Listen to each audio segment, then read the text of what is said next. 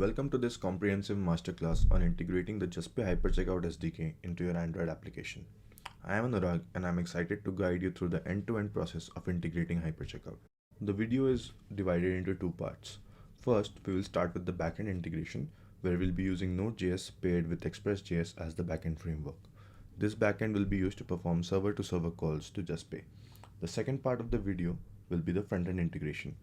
For the front-end part of the integration, I'll be integrating the JustPay Hypercheckout SDK into a sample e-commerce app written in Kotlin.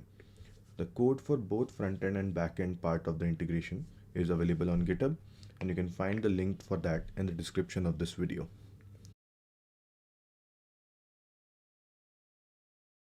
So let's start with the integration architecture of JustPay Hypercheckout. I have opened up the JustPay developer docs here, and this is the integration architecture diagram that they provide.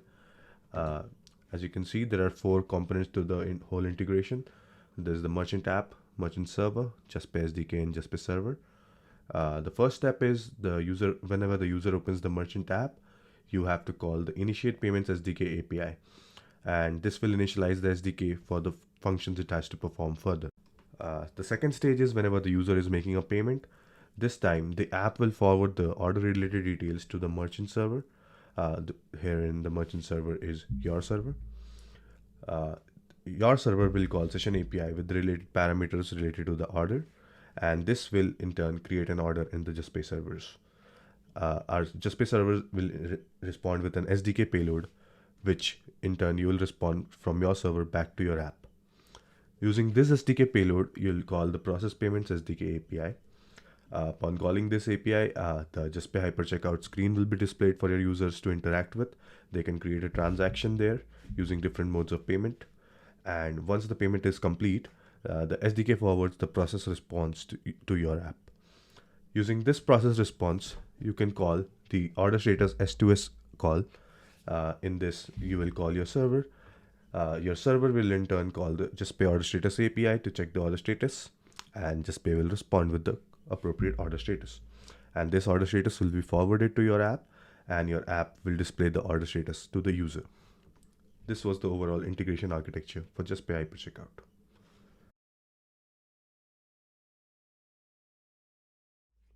Now that we know about the integration architecture of JustPay Hypercheckout, let's head on to the prerequisites. Before you start your integration, make sure you have the payload details handy. The merchant ID, this can be found in your welcome email. Same as the client ID, this will be used for your front-end application for all APIs and SDK calls. It will mostly be same as your merchant ID. Third is the API key. This will be used for HTTP basic auth for your authentication to JustPay S2S calls. And this API key can be generated through your JustPay dashboard. So this was all of the prerequisites required for integrating JustPay Hypercheckout with your app.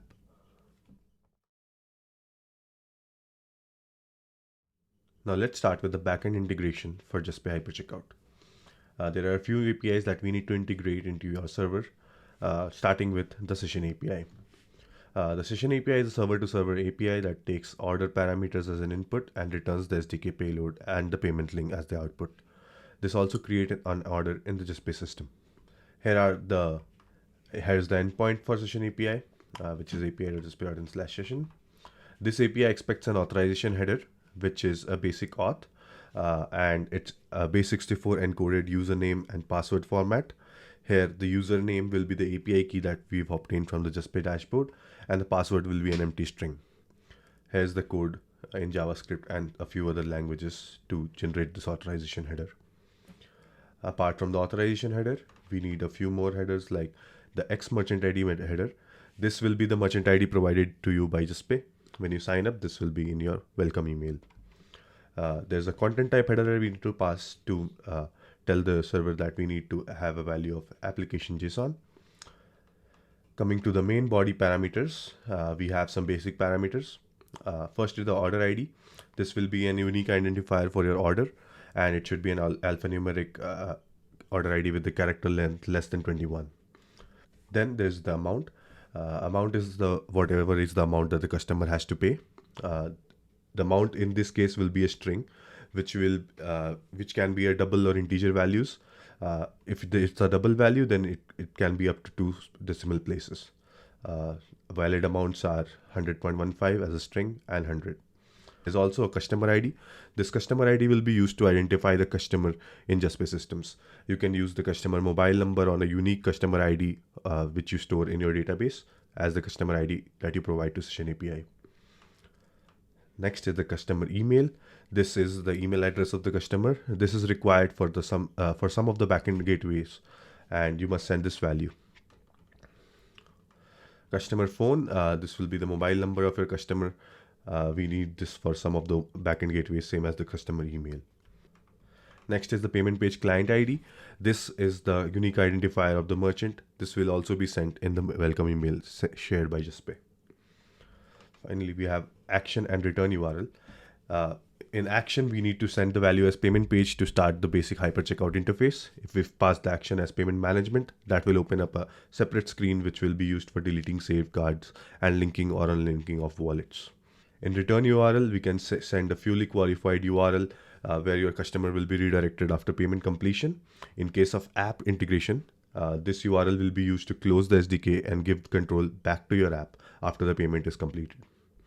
So these were all of the required parameters. There are some more parameters that you can go through, but for today, we'll be only integrating with the required parameters. So let's start the coding. We'll go to the Visual Studio Code. Here I have a sample Node.js server for you, which has the basic setup done. I have an environment file with some of the details which I got from JustPay, which is the merchant ID and client ID, along with the API key which I have generated from the dashboard. There's some other details which are for my database. Here I am using a Postgres database for storing the details of an order. This can be any database.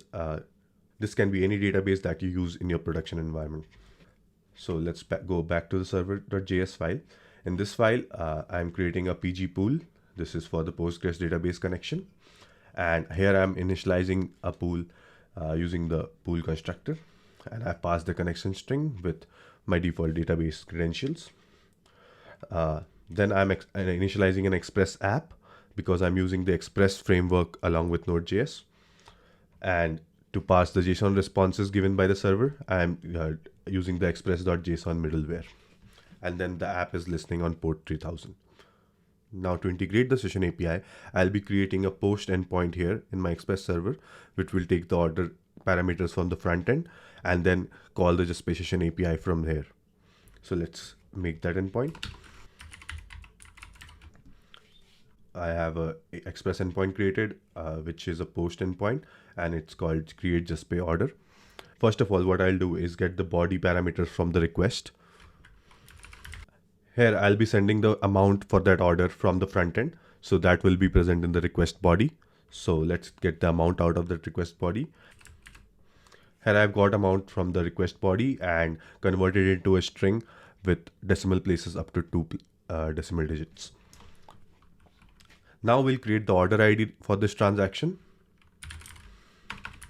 Now I've got a random order ID created for this transaction. Now let's take these parameters and create the request body for the Session API. Here's the payload that I've created for Session API. We are passing in the order ID that we generated here, along with the amount that we generated above it. And rest of the required parameters like the customer ID, customer email, customer phone, I am hard coding this, but in the production environment, what you'll do is you'll get the customer details from your database. Along with that, I'm passing the payment page client ID, which I've stored in my environment file. The action will be payment page as we want to open the payment page for our customers. And for the return URL, I have added https://example.com. This can be your own static URL of your own website. Now that the payload is created, we'll go ahead and call the Session API. Here I'm using a base URL, which will be the base URL for the JustPay APIs. And let me define that variable here. So the base URL for our API will be api.justpay.in as we are using the production environment. And we can see in the docs, that is the production link that is given for Session API. And along with the base URL, I'll append /session to call the Session API. And the method for this call will be a post. Now let's add the headers for this API call. First, we'll have to add an authorization header. Let's create the authorization header here, and I'll copy the code provided to us by the docs. This is the JavaScript code. For your specific backend framework, you can use that code which is present in the docs. Here, instead of API key, I'll replace this with the API key that I've stored in my environment file here. So that will be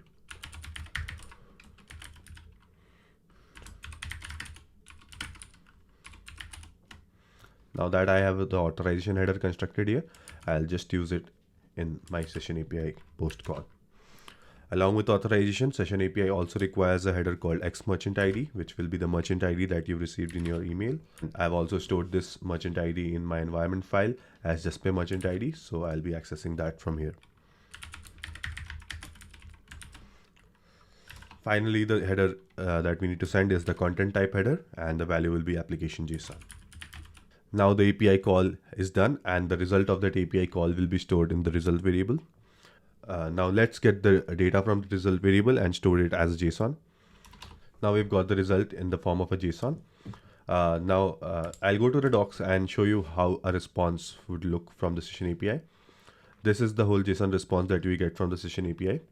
In the response, we always get the status as new if it's a newly created order and no transaction has been attempted on that order yet. So we'll be storing this status as new in the database. So let me store that in the database here.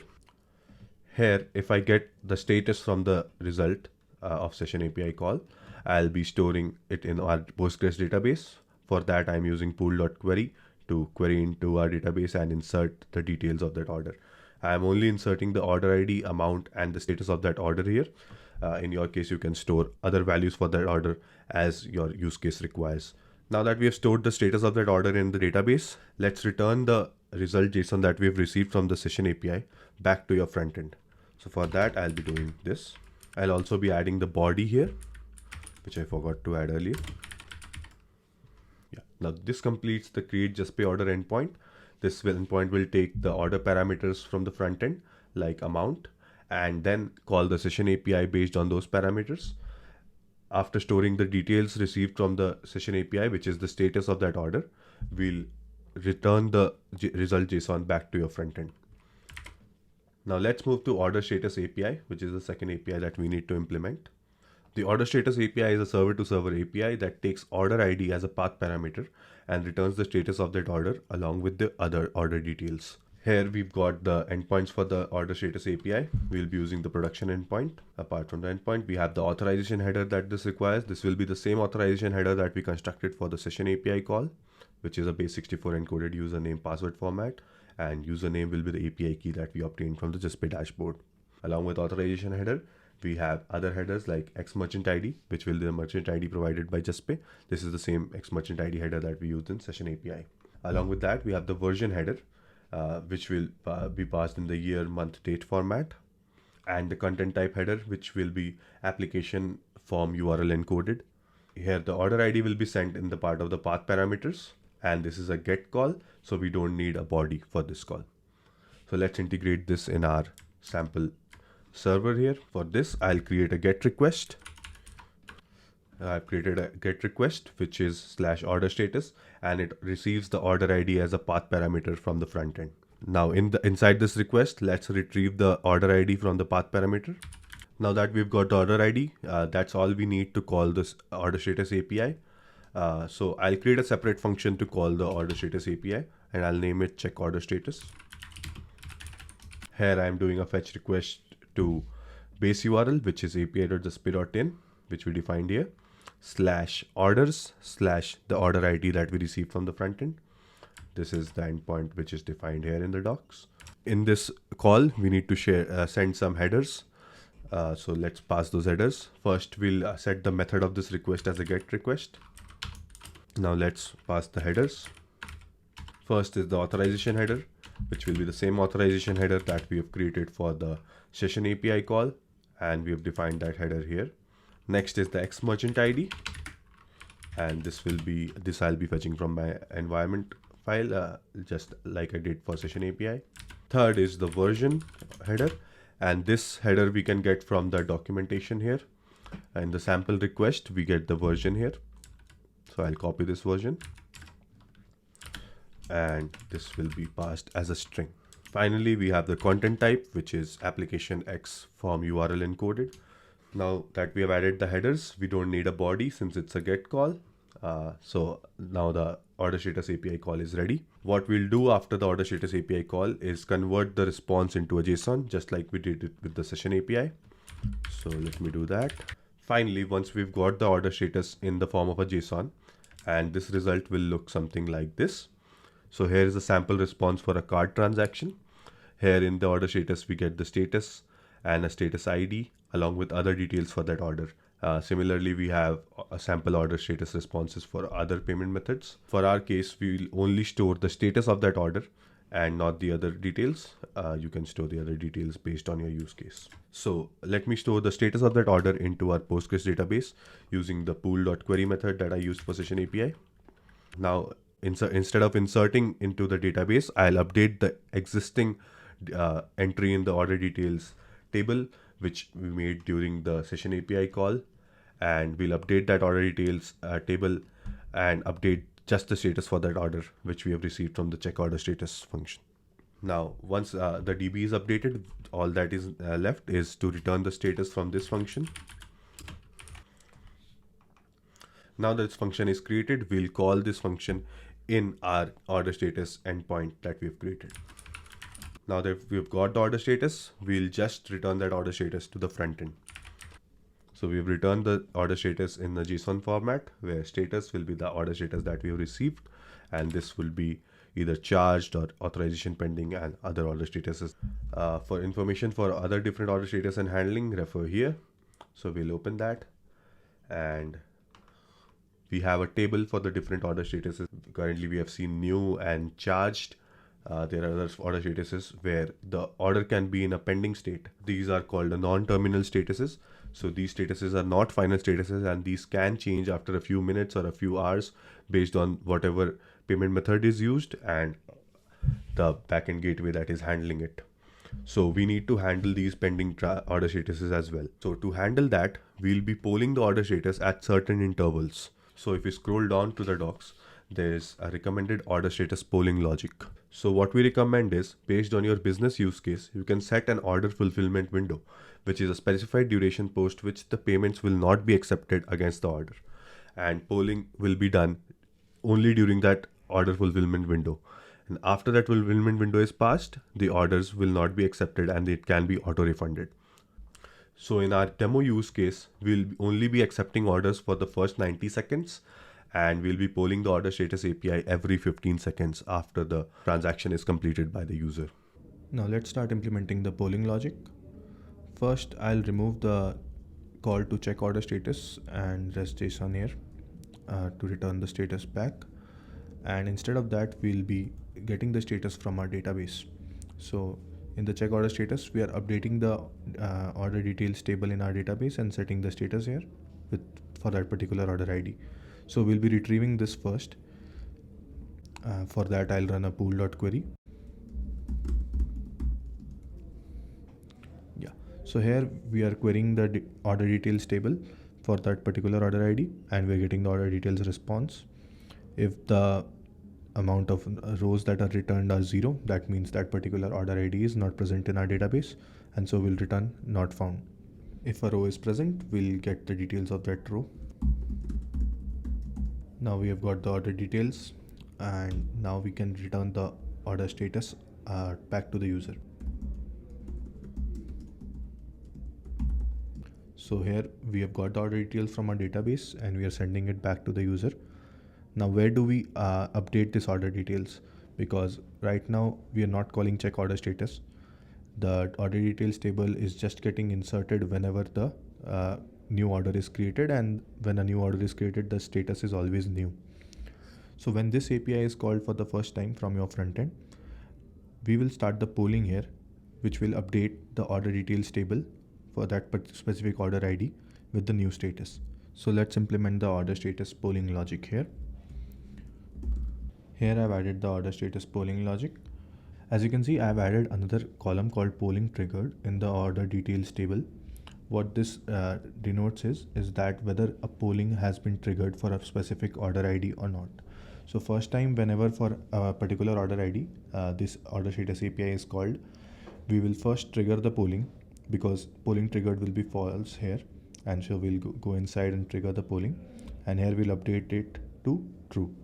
So for the further order status calls, we won't be triggering the polling again because an existing poller is running, and we'll just get the latest order status from the database and send it back as an API response.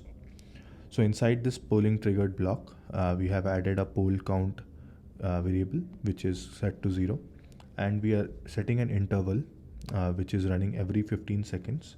Inside this interval, we have an arrow function which takes an order ID and checks the status of this order ID using our check order status function which we implemented earlier.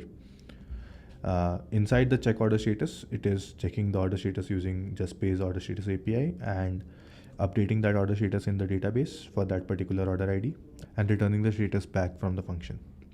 So the return status is stored in the order status variable. After that, we are checking whether the poll count is greater than or equal to 5. So initially the poll count is 0, and after each run of this interval, we are incrementing the poll count by 1. So if the poll count reaches 5, or the status of that order is not pending anymore, so we are maintaining a pending status array here, which contains two status, pending and authorizing. Both of these statuses are pending statuses. So if the status is anything apart from these two, that means it's a terminal status. So we'll stop the polling. So for stopping the polling, we have a clear interval function, which is clearing the order status poller that was set before. And once we have set the interval, after that, we are updating the order details table for this particular order ID and setting the variable polling triggered as true. So for further calls to this order status API for that specific order, the polling won't be triggered again because this condition won't match. So this is the entire polling logic that we've implemented. Let's see this in action. Here I'll start the server again and go to our postman. Here we'll create a JustPay order. We have got the payment link here. We'll open this in our browser. Here I'll go use the dummy wallet for payment. For this transaction, instead of success or a failure, I'll select the pending status. So now we have been redirected to the return URL. We can check the status for this order now. So we'll take the order ID and call the order status API. Once we hit this API, first we'll get the status as new because it is picking up the status from the DB at the first call. And now as we have triggered this order status API, our polling will start. So every 15 seconds, it will check order status using the JustPay order status API. And as you can see, order status has been polled and the updated status is now pending VBV. So now if we call this API again, we'll get the pending VBV status. In a real world scenario, this pending status will change into a terminal status like charged or authorization failure. But since here we have set the pending VBV status from our dummy wallet, we won't be seeing that change. So this was the implementation of the order status polling. Now we'll move to the next section of the integration, which is webhooks. After the completion of every payment or refund call, JustPay will provide direct notification to your server regarding events like order succeeded, transaction charged, etc. These direct notifications are called webhooks. Configuring webhooks is a mandatory step. Why should you configure webhooks apart from order status API? This is because it's possible that the status of an order was updated, but you may not have polled our order status API. This could result in a delay in updating your customers about their order status. To address this issue and ensure timely updates to your customer, we highly recommend utilizing webhooks in addition to the order status API. Now let's see how we can configure webhooks. To configure webhooks, first we have to configure the webhook URL in JustPay dashboard. Here I have my JustPay dashboard opened up. I'll go to the EC operations, settings, and here I'll select webhooks tab. Here we can add the webhook URL and username and a password. The webhook URL should be a valid HTTPS endpoint reachable from JustPay's server. This means that we cannot use our localhost URL directly in this webhook URL field, since JustPay servers will send data to this endpoint using HTTPS post request. Since we want to test our webhook endpoints locally before deploying them, we can use a tool called ngrok. ngrok allows us to expose a local server to the internet, making it accessible via public URL. Now using this, when the JustPay servers send the data to the webhook endpoint, ngrok will forward those requests to our local server for testing. So here I have started the ngrok service using ngrok http 3000 command. So here we've got the ngrok URL which is forwarding the request to our localhost. We'll copy this URL and paste it in the webhook URL field in the JustPay dashboard. And at the end of the URL, we'll append the endpoint which accepts the webhook requests, which is justpay-webhooks. This is the endpoint on your server which will accept webhook events from JustPay. We will be writing the code for this later in this video. Along with the webhook URL, I have added a username and a password. These credentials should be stored on your server as secrets and they will be used to authenticate the webhook event sent by JustPay. You must only consume the webhook events whose authorization header contains the username and password which you have configured in the JustPay dashboard. Now that we have configured the webhook username and password, the next step is to configure webhook events. To configure webhook events, I'll go back to the dashboard and scroll down to the webhook events section. Here you can see that there are multiple webhook events which can be configured. We will only be configuring the order level webhook events. Here you can see I have added the order failed and order succeeded events here. These events will notify me whenever an order has failed or succeeded. Using these events, we can update the status of that order in our database. Now let's go back here, handling a webhook. So when consuming webhooks, it is essential to provide a 200 status response. JustPay considers a webhook as not notified if it receives a non-200 response, and it will resend the webhook until a 200 response is received. So for a particular order, you can check if the webhook was notified or not in the dashboard under EC Operations Order section. Now let's go to the server code to implement the webhook URL.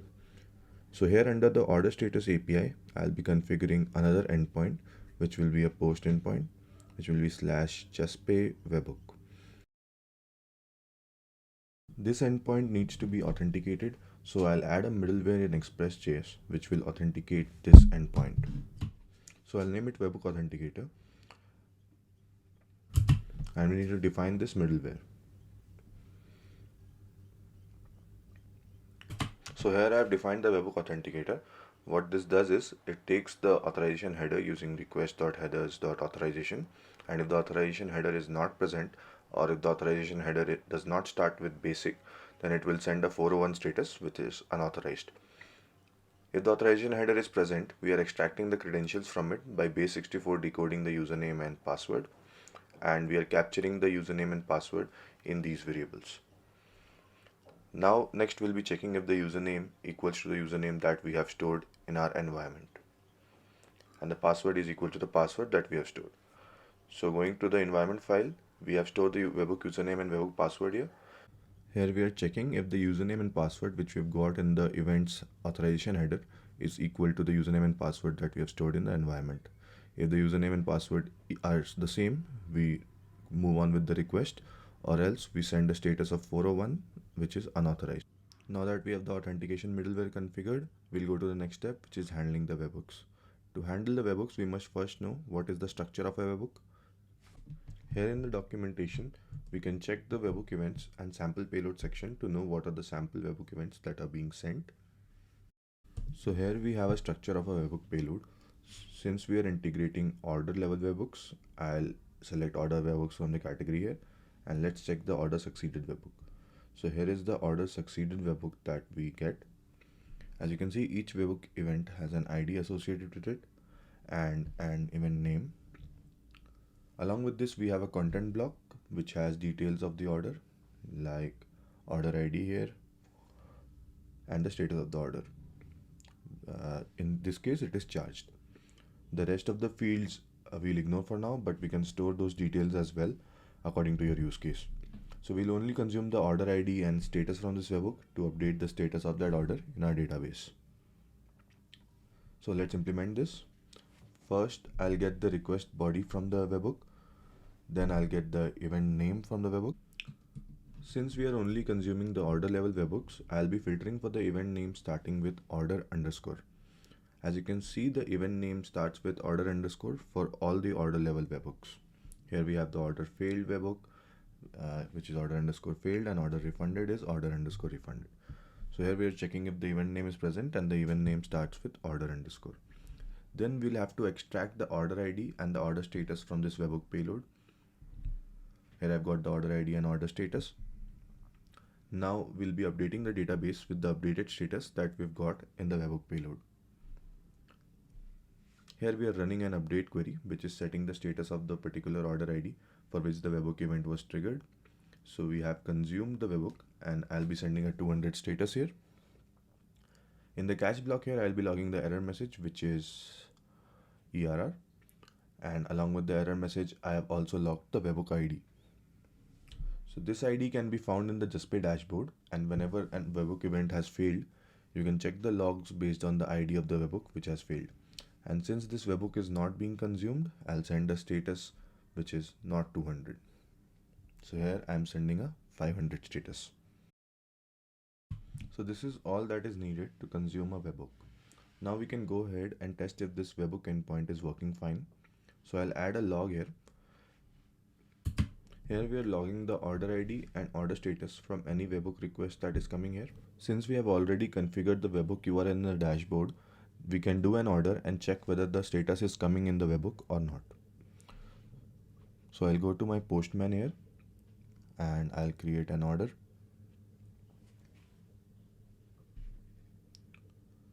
And I'll take the payment URL from this order and open it in a new tab.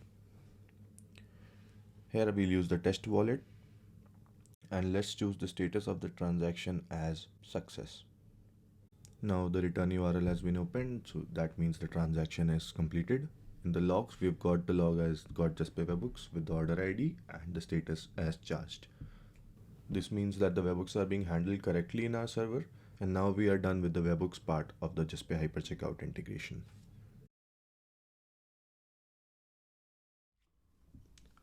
Now that we're done with the backend integration of Hypercheckout, let's move on to the front-end integration.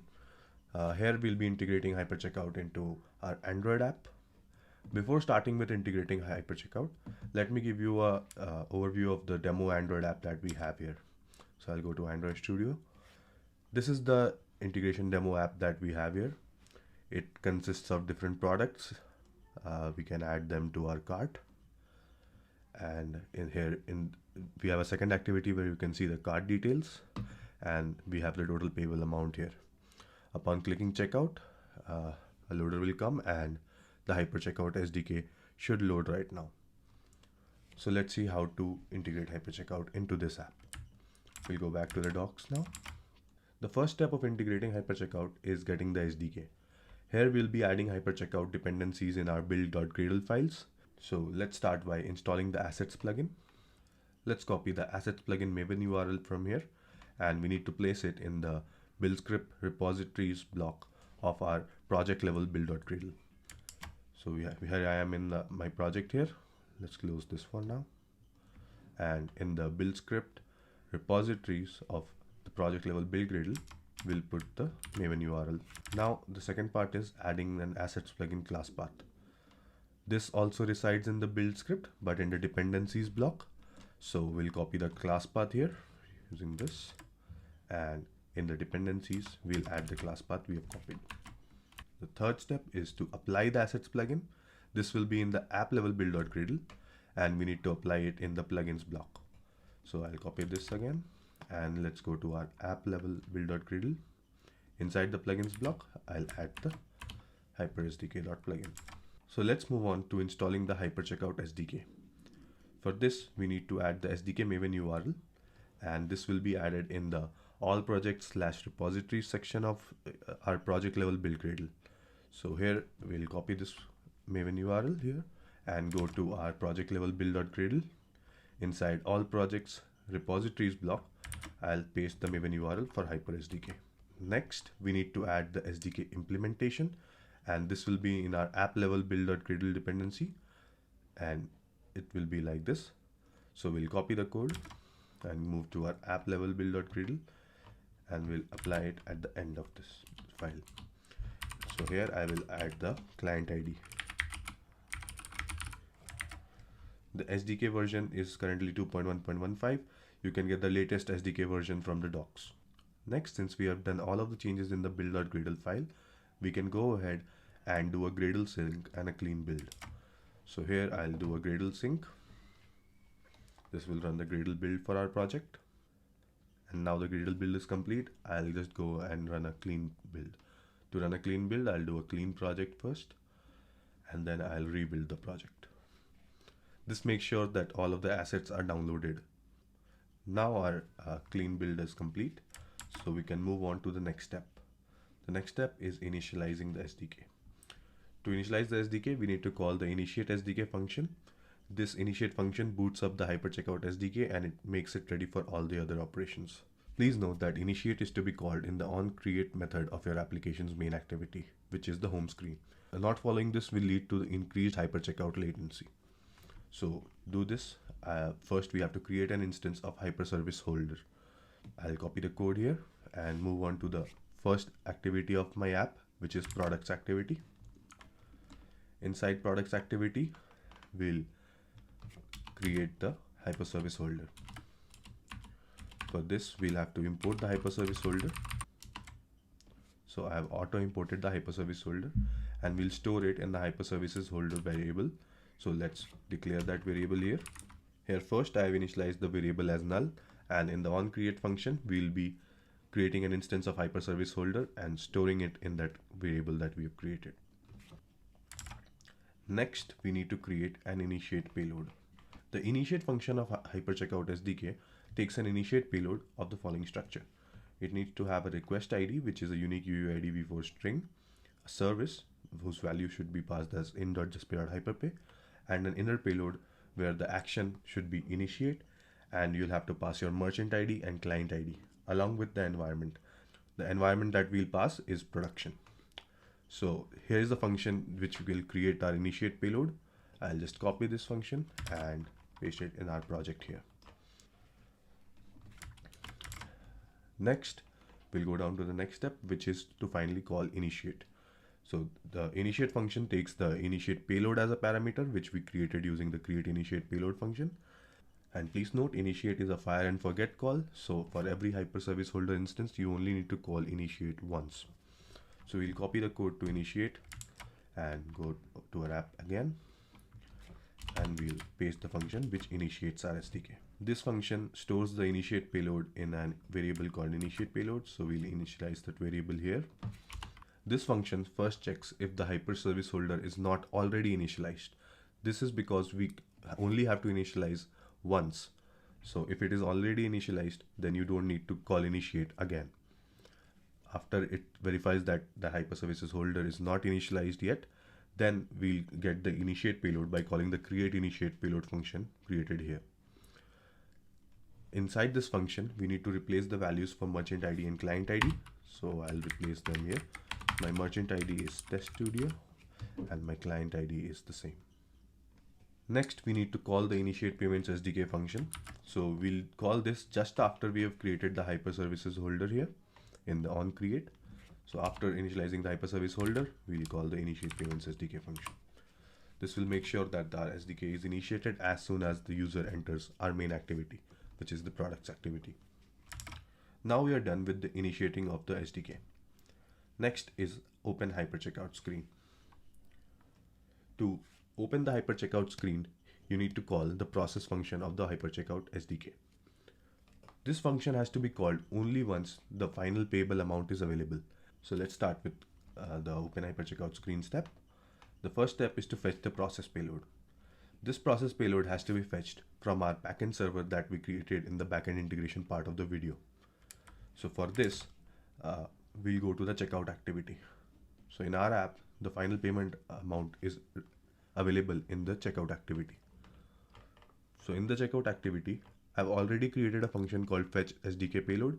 What this function does is it does a post API call to our create just pay order endpoint that we created in the backend integration part of the video, and it is sending the final payable amount into this API call.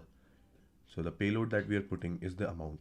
Once this API is called and we get a response, we get the response in the form of a string. This string has to be passed into a JSON object. If there is no error in the response sent by the create just pay order endpoint, then we can extract the SDK payload out of the response. And this SDK payload will be used to call the process function. So here I have logged the SDK payload with the tag of justpay. So let's start our application and see if we are getting the SDK payload correctly or not. Before testing this, I'll make sure that my local server is running. So for this, I'll do a node server.js. So my local server is running on port 3000. Now we can go ahead and test this. I'll open the logcat here, and as you can see, the tag is justpay. So we'll see the result of the API call here. So we can add some products and go to the cart. As you can see, the final payable amount is ready here in the checkout activity. And now when we click on checkout, this amount will be sent to our backend server, and that server will call the session API and return us the SDK payload. So we click on checkout, and as you can see, this log has appeared, which contains the request ID, service, and a payload. This is the SDK payload returned by our backend server. This SDK payload will be sent the process function to open up the payment page. I'll open the docs to see the next step. So before calling the process function, we need to create a callback handler. So what is a callback handler? During the lifecycle of the SDK, it emits multiple events to communicate about the transaction status. All of these events are received by an instance of Hyperpayments callback adapter. So we need to create an instance of the Hyperpayments callback adapter, which will receive events from the SDK. And this instance of the Hyperpayments callback adapter needs to be set using the hyperservices holder.set callback function. So here in my code, I have created a function called create hyperpayments callback adapter, which returns an instance of hyperpayments callback adapter. The on event function that we have overridden gets a parameter of type JSON object.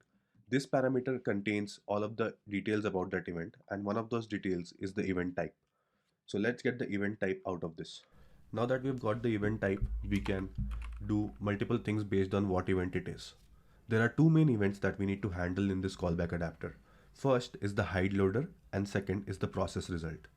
So what is hide loader? Hide loader event is triggered whenever the payment page is ready and you want to remove any kind of loader that you were showing while the payment page was loading. So here, let me just handle the hide loader event. So if event is hide loader, then we have a dialog that we have created earlier, and we showed that dialog when we were fetching the SDK payload. We just want to hide this dialog. So this will hide the dialog loader that we have opened while the SDK payload is being fetched and the process function is being called. And once the payment page is ready and loaded, that dialog will be hidden based on the hide loader event that is thrown by the callback handler. Next type of event that we want to handle is the process result. The process result event is triggered whenever the user is done with the payment. So once we get the process result event, we need to send the users to another activity where we are handling the result of that transaction by calling the order status API. This API we have integrated in the backend section of the video. So let's handle the process result event.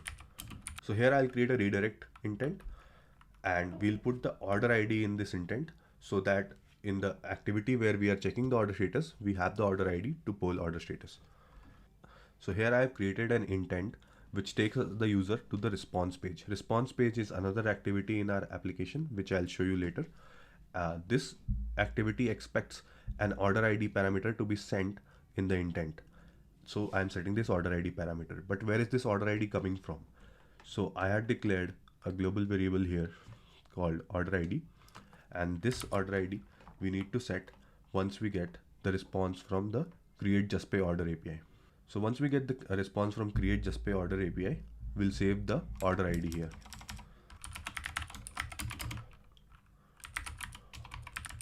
So now we are storing the order ID, and it is stored in this variable, and we'll be using that order ID in the intent here. Now that we have created the hyperpayments callback adapter, we need to set this callback adapter in this activity so that it can be used by the SDK.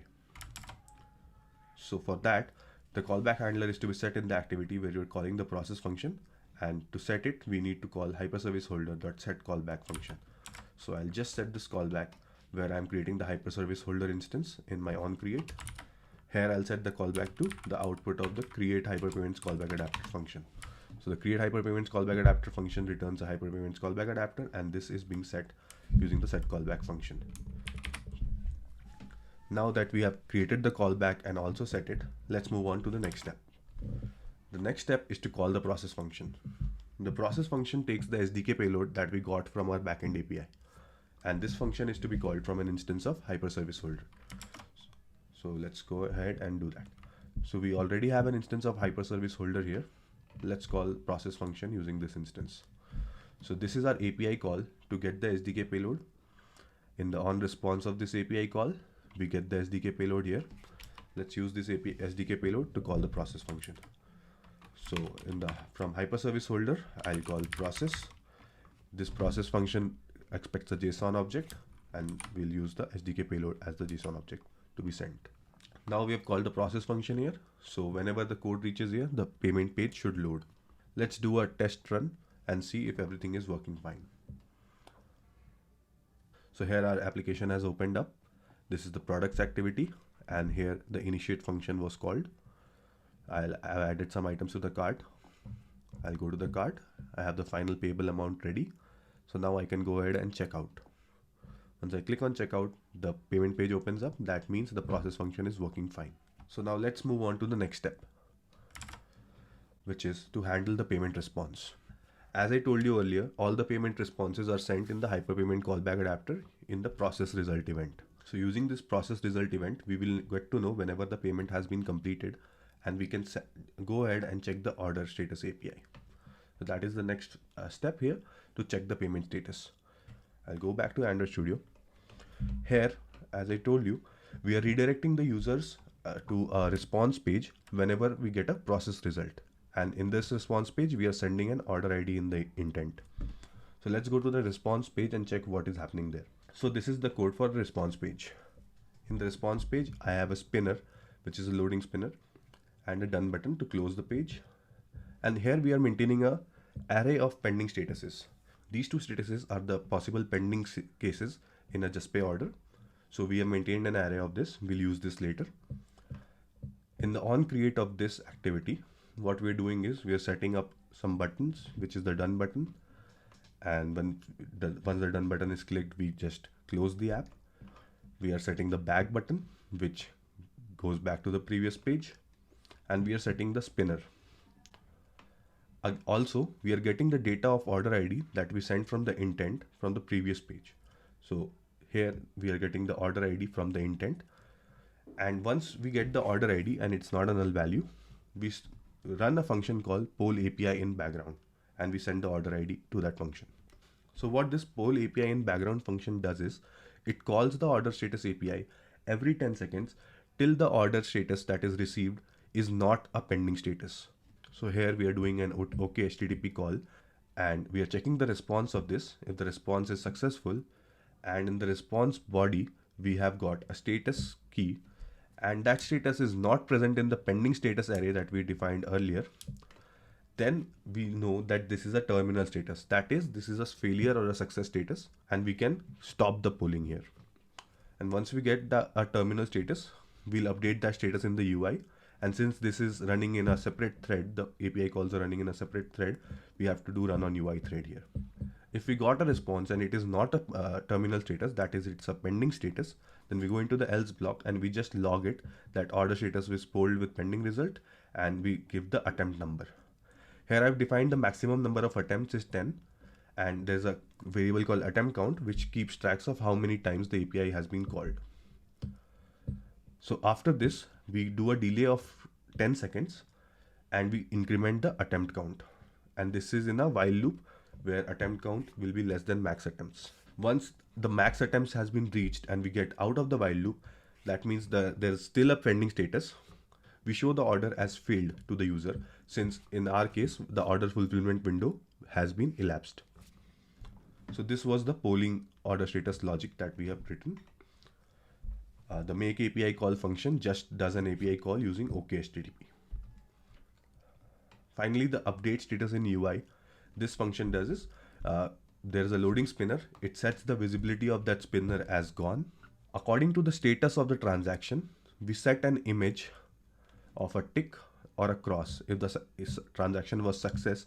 That is, if the status was either charged or COD initiated, that means the payment was successful. So we show a tick image, and there's a status text which is shown as payment successful. Any other case is a failed case. So we set the status icon as a cross and we set the text as payment failed. And finally, there's a done button which closes the app after the payment is done. We set the visibility of that done button as visible. So this was the entire order status handling logic that we have written here. So let's go through the app and see how this works. Here the application is open and we are in the products activity. I'll add some items to the cart. Here the JustPay SDK was initiated.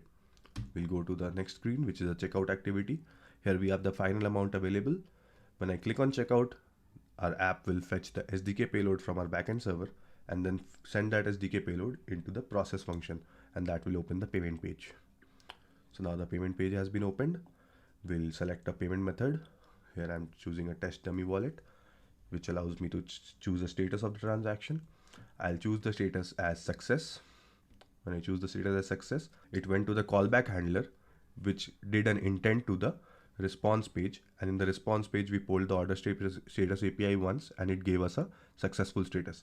So we showed the text as payment successful and set the image to a green tick. Now let's check what happens when the status of a transaction is in pending.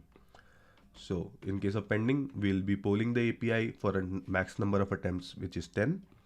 And if within those attempts, the API gives a terminal status, which is a success or a failure, then we'll update that in the UI. Or after 10 attempts, if it doesn't give a terminal status, we'll show a failed status in the UI. Here, let me go to the wallet. And here I'll mark the status of the transaction as pending. So as you can see, our loading spinner is spinning. If I go to the logcat, we'll see the order status API being polled.